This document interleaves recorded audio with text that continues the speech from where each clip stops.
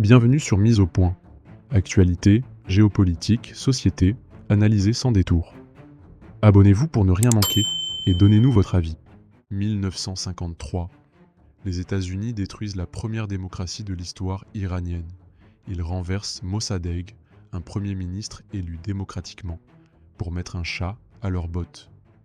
70 ans plus tard, ils bombardent l'Iran au nom de la liberté du peuple iranien. Ce que vous allez entendre, c'est l'analyse que les grandes chaînes d'infos n'ont pas le courage de diffuser. Des chiffres, des faits et une conclusion qui change tout.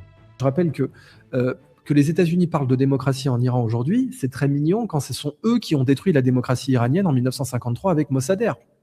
Mossadegh était un premier ministre, chef de gouvernement iranien démocratiquement élu, complètement démocratiquement élu. D'ailleurs, à l'époque, il aurait pu tout à fait être un allié d'Israël, comme plus tard le sera le Shah, parce qu'il y avait des intérêts communs bien sentis entre les Perses et les Arabes, enfin, pour s'opposer aux Arabes. Mais en tout cas, Mossadegh avait été élu démocratiquement, il avait nationalisé le pétrole. Ce sont les Américains qui ont détruit la démocratie iranienne. Donc c'est toujours marrant de voir qu'on vous parle aujourd'hui de défendre la démocratie iranienne, quand en réalité, ce sont littéralement les Américains, les mêmes qui prétendent la défendre aujourd'hui, qui l'ont détruite in the first place. Et qui en plus sont responsables en partie de la révolution islamique, puisque à l'époque, vous aviez les marxistes qui risquaient de prendre le pouvoir à Téhéran, et que bien sûr les Américains ont préféré que ce soit les ayatollahs qui prennent le pouvoir plutôt que les marxistes. Donc c'est toujours marrant de voir qu'on vous dit s'opposer en effet au régime iranien, alors que d'une part la démocratie iranienne a été détruite par le MI6 et la CIA, et d'autre part, évidemment, les ayatollahs ont été préférés par les services spéciaux américains aux marxistes. Pourquoi l'Iran n'a pas utilisé ses missiles hypersoniques ? Parce que pour l'instant, elle n'a pas de raison de le faire. Pour l'instant, elle a un rapport de force. Parce qu'il faut aussi comprendre que pour utiliser des missiles, il faut des cibles. Quelles sont les cibles qui restent à l'Iran pour l'instant ? Donc, au fait, il y a une autre question qui est passée. 800 cas hommes, c'est une estimation très faible. C'est-à-dire, vous prenez l'Irak, 200 000 hommes, vous prenez les multiplicateurs qui s'appliquent à l'Iran, c'est-à-dire le fait que le territoire est plus grand, le fait que c'est un pays qui se prépare à la guerre depuis 40 ans, ce qui n'était pas le cas de l'Irak, en tout cas pas une guerre avec les États-Unis, c'est même la dernière chose qu'ils attendaient, en tout cas en 91, puis ensuite en 2003. Donc d'une part, vous prenez la surface qui est plus grande, les multiplicateurs, à savoir la préparation et les technologies, vous ajoutez comme multiplicateur le fait que la Chine et la Russie fournissent du renseignement à l'armée iranienne, ce qui n'était pas le cas pour l'armée irakienne, et vous ajoutez à ça bien sûr le territoire montagneux. Et fourchette basse, ça vous donne mobilisé autour de 800 cas hommes, c'est plus qu'en Ukraine, plus que les Russes sont mobilisés pour l'Ukraine, en tout cas ça c'est clair. Il faut mobiliser plus d'hommes que ce que la Russie a mobilisé pour l'Ukraine. Significativement plus. D'abord parce que la Russie a une frontière commune avec l'Ukraine.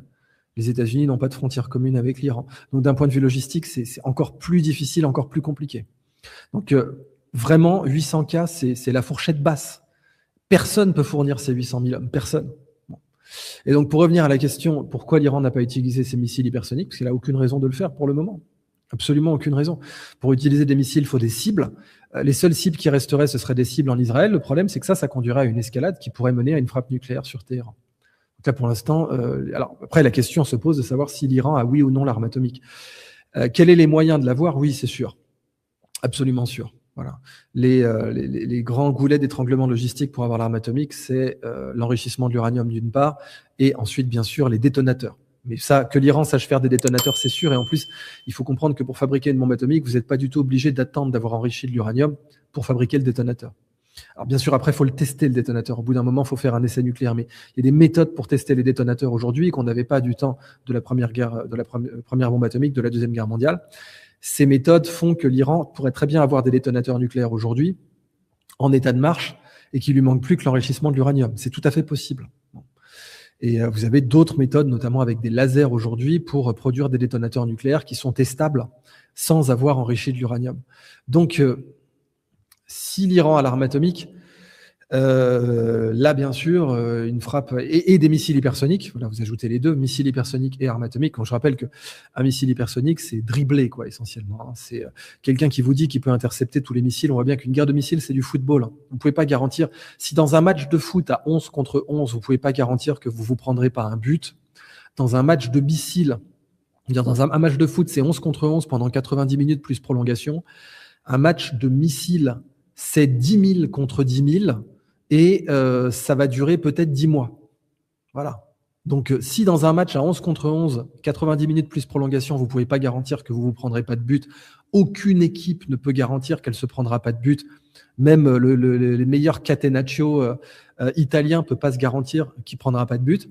Un match à 10 000 contre 10 000 pendant 10 mois, vous imaginez bien qu'on ne peut pas garantir non plus qu'on ne prendra pas de but. Si vous mettez, et si vous appliquez la règle du but en or, c'est-à-dire une arme atomique au bout du missile, il n'y a rien qui vous dit que vous n'allez pas perdre le match. Donc j'espère, pour répondre à cette question, une fin de la guerre. Bien sûr que je l'espère, parce que c'est dans l'intérêt de tout le monde, y compris d'Israël. Hein, c'est ce que vient de vous dire Meron Rapoport. Mais le problème, c'est que vous avez beaucoup trop de gens, aussi bien en Israël que de juifs français, qui ont été conditionnés à voir ça comme un match de foot.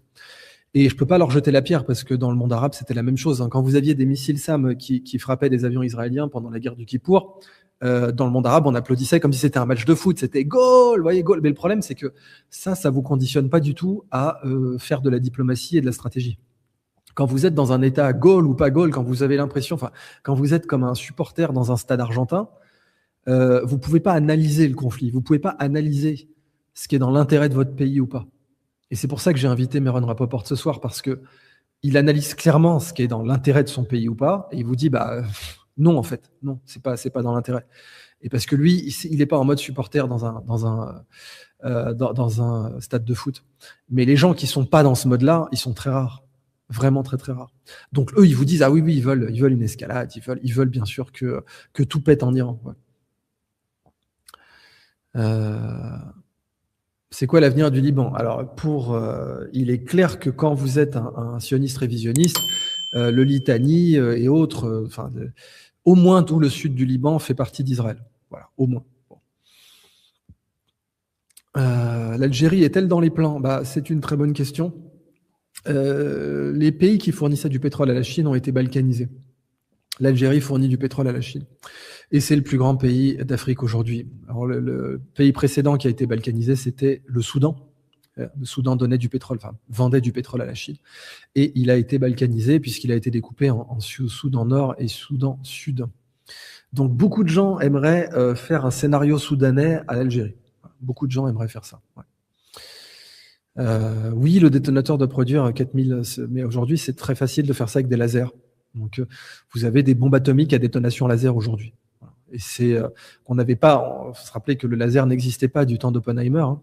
Donc faire un détonateur laser aujourd'hui, vous n'avez pas besoin d'avoir de l'uranium enrichi pour le tester. Absolument pas.